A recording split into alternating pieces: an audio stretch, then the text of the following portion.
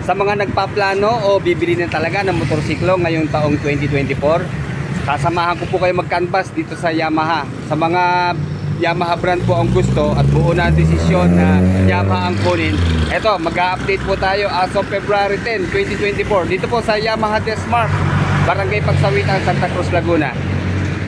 Dito ko po napili mag-canvas dahil ito pong Desmark ang may pinakamurang magbigay po ng deal o ng presyo sa pagdating sa motorsiklo.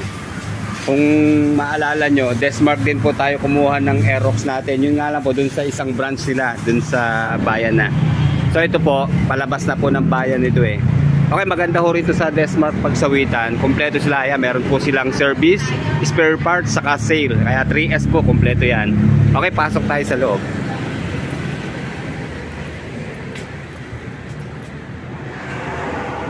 Alam niyo mga ka-riders, malaking bagay po yung naka-fully air condition ang isang motorcycle store, lalong-lalo na itong kanilang showroom. Mas fresh at nasa magandang kondisyon ang ating mga motorsiklo. Ayan, kita nyo naman po ang linis nila, di ba? Siguro unahin po natin i-canvas yung mga mabababang displacement. Ihuli na natin itong kanilang mga malalaking motorsiklo. Dito muna tayo sa mga mula sa 110 o 115 ba ito, itong Mio Sporty, hanggang pa 125, 150. Okay, dito po sa Mio Sporty, legendary na po ito. Ayan, may available pong kulay dito. Itong naka-display, matte black, saka isang maroon. Okay, ito sa kanyang cash price po ha. Ngayon pong February 10, 2024, ang Mio Sporty ay nasa 73,500 po ang cash price. Ayan, sa installment po niya, magda-down po tayo ng 5,000. Sa 12 months naman po, 7,309. Sa 2 taon po, 4,371. At sa 3 taon po ay 3,392. Then rebate na 200. Carburetor type pa rin po ang Mio Sporty.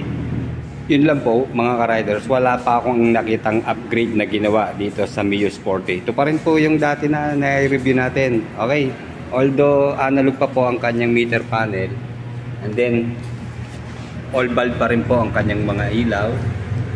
Naka-tube type pa rin po ang kanyang IRC na gulong. Kaya siguro reasonable na, at least yan po ay Yamaha Mio, pinakatanyag na scooter sa buong Pilipinas. Sa presyo niya, ayan, kita naman natin, hindi siya ganun kataas. Okay, ayan po si Mio Sporty 115cc.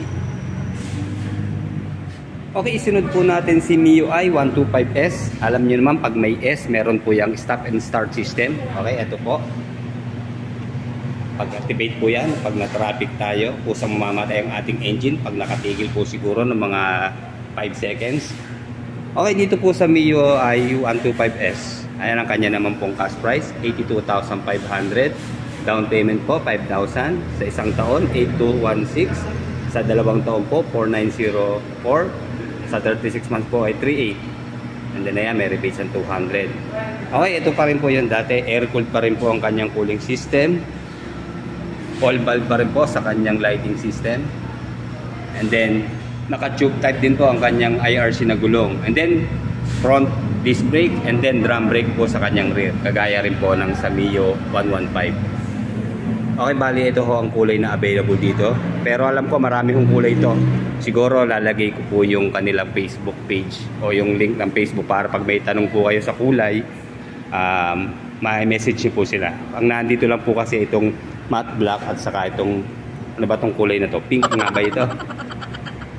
Okay, ayan po si MIUI 125S. Okay, katabi po niya si Mio Gear S. 125cc rin po ito. Okay, syempre pag may S, ito nga ha, meron din siyang stop and start system. Okay, nakita niyo naman naka-analog pa rin po ang kanyang meter panel. And then sa preno po niya, drum brake sa likod. Then naka-air-cooled po ang kanyang cooling system, pero fuel injected na po ang kanyang fuel supply system. Then sa front brake naman po, naka-disc brake.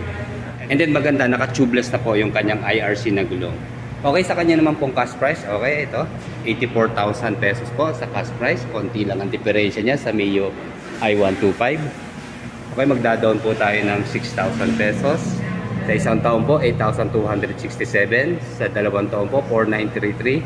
Sa 36 months naman po, 3,822. Okay, sa seat cover pa lang yan, di ba? Sa vintage ang datingan. Okay, ayan po si Mio Gear S 125. Sunod natin itong 125cc na Mio Pacho. Mukhang sila po ang bida at nasa gitna sila ng kanilang showroom, di ba? Ang ganda ng kulay po. Ayan, meron siyang blue, merong glossy red, matte orange, at saka pearl white. Okay, sa Mio Pacho 125 po, ayan ang kanyang cash price po, nasa 93,000 pesos. And then ang down payment po niya 8,000, sa isang taon po 8,973. Sa 2 taon po, 5,348. Sa 3 taon naman po, 4,139. Okay, ang kanya naman pong engine, air-cooled pa rin po ang kanyang cooling system. Pero maganda po rito, fuel injected na po ang kanyang fuel supply system. And then combined LED at bulb ang kanya naman po mga lighting system. Sa headlight po niya, naka-LED na siya. Then ang turning signals po niya ay naka-bulb naman. Naka-disc naman po sa kanyang front brake. And then sa likod naman po niya ay naka-drum brake. Isa po sa may magandang specs itong Mio Pacho 125 dahil ang kanya naman pong meter panel ay fully digital na po. Okay, nilinaw natin mga ka-riders ha. Ito pong nakapatong na helmet dito. Quality helmet po ito ng Yamaha. Hindi po ito ang freebies. May price po ito na nakabukod. Ayan, kagaya po niyan. Ayan, mga helmet po ng Yamaha. Ang kanila pong freebies, itong nakasabit po dito sa may mannequin, although walang mannequin. Ayan, ito rin po. Maganda rin po yung kanilang jersey o yung long sleeve na giveaway. Okay, ito po yung kanilang half face helmet na libre or 3/4 po. Ayan, customized na helmet po ng Desmark. Okay, nandito naman po sa likod si Mio Gravis 125 pa rin po. Matte red po ang kulay na nandito. Available naman po yung ibang kulay at message lang po kayo sa kanilang Facebook kung anong kulay po ang inyong kursunada. Okay, sa Mio Gravis 125, ayan po ang kanyang presyo. 88,500. By the way, version 1 po ito ha. Yung version 2, kita naman natin, di ba, yung mahaba yung kanyang headlight, parang letter U. Dito naman po sa Mio Gravis, ayan po. Sa down payment po niya, 6,000 pesos. Sa isang taon po, 8,720. Sa 2 taon po, 5,200. Sa 3 taon po, 4,026. Okay, air-cooled pa rin po ang kanyang cooling system. 2-valve pa rin po siya, pero naka-tubeless po yung kanyang gulong.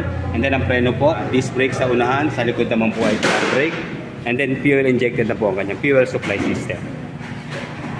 Okay, ayan po si Mio Gravis 125 version 1. Okay, sunod naman natin ang mataas na displacement, 155cc ng NMAX. Bali ABS version po ang mga narito.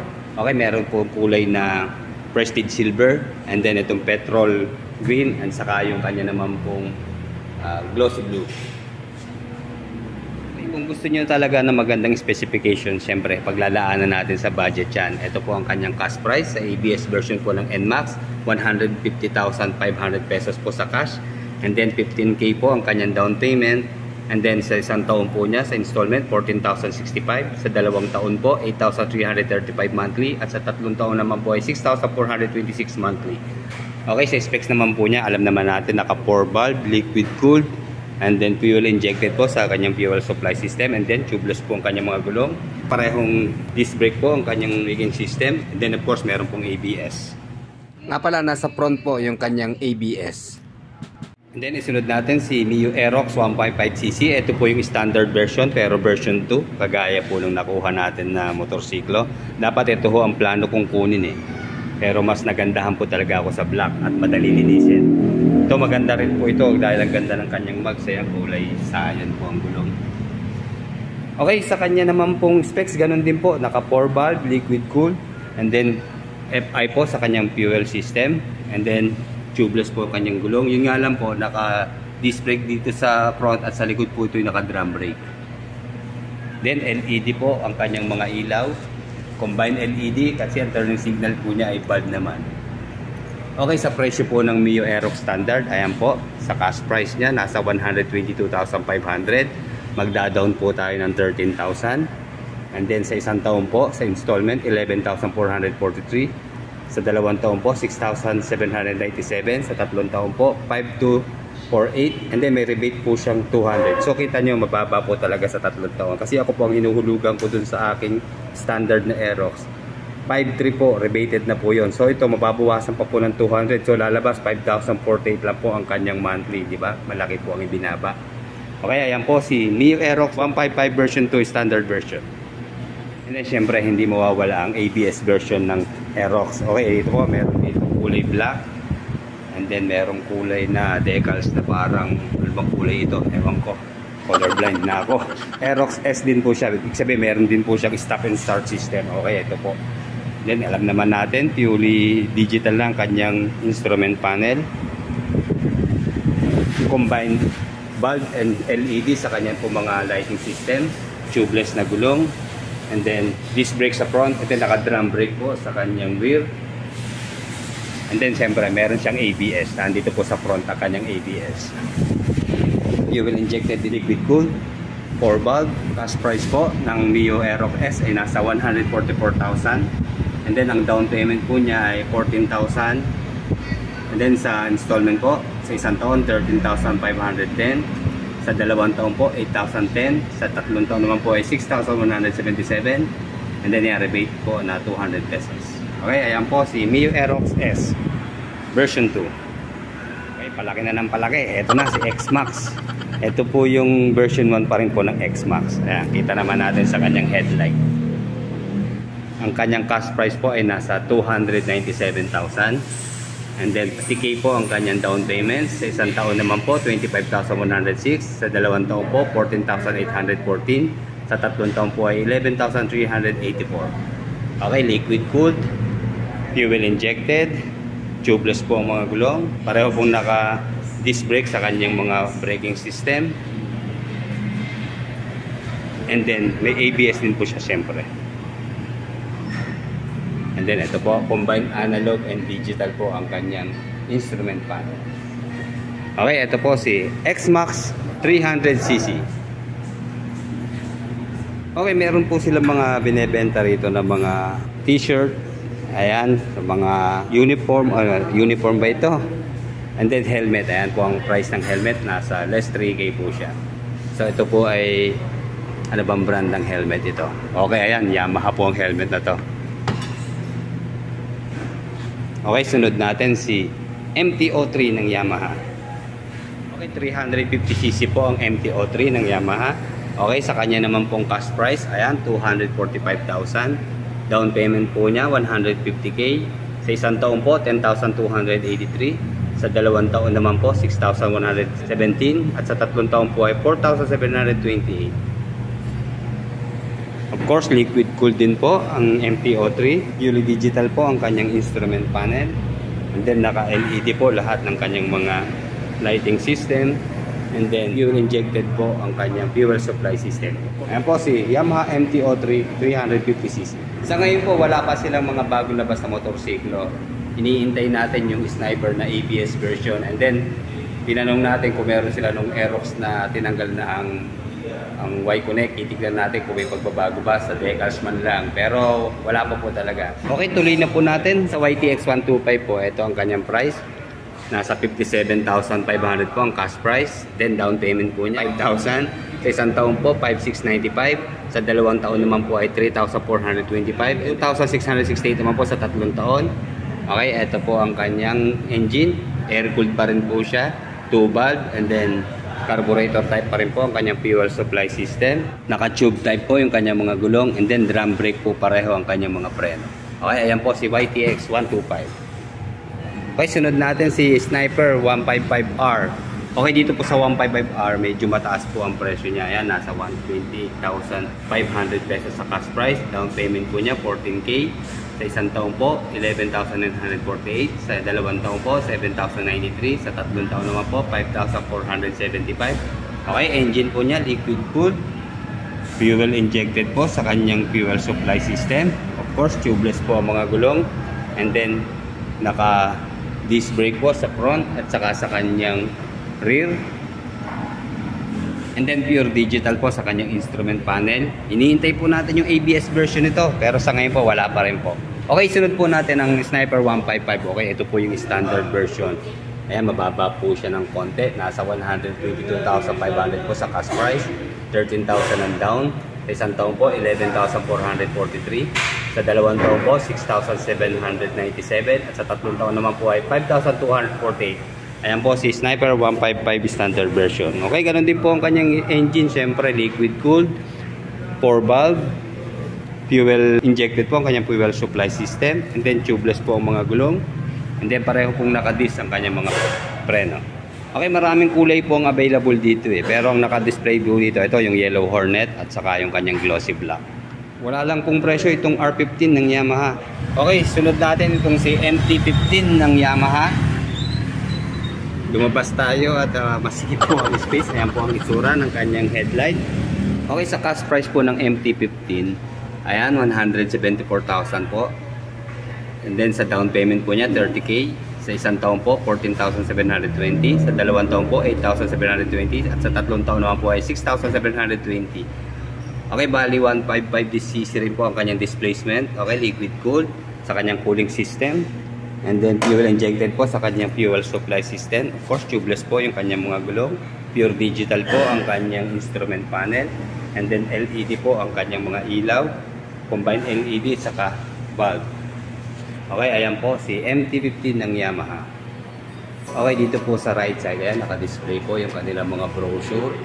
In case na kayo po ay magka-canvas para sa mas maraming detalye ng specifications niya. Ayan, kunin nyo lang po dito ang kanyang mga brochure. Ayan. And then dito po, ang kanila namang customer's lodge habang iniintay ang paggawa po ng mga motorsiklo. Ayan, hindi tayo maiinip. Maganda na po ang pwesto. Ayan, para lang tayo nasa bar, di ba? Tapos air condition pa. Ayan. Yun lang talaga, hindi po pwede pumasok sa loob. At baka maabala po yung mekaniko, lalong tumagal ang paggawa. Kaya dito lang po tayo mag-iintay. And then doon po sa dulo, yung kanilang reception. Engine oil, available po dito sa kailang mga parts.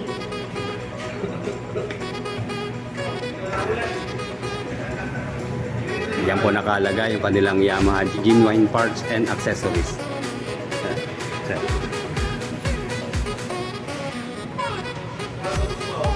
Okay, yun na lang po muna ang update ngayong February 10, 2024 dito po sa Yamaha Chessmark sa Witan Branch, Santa Cruz, Laguna.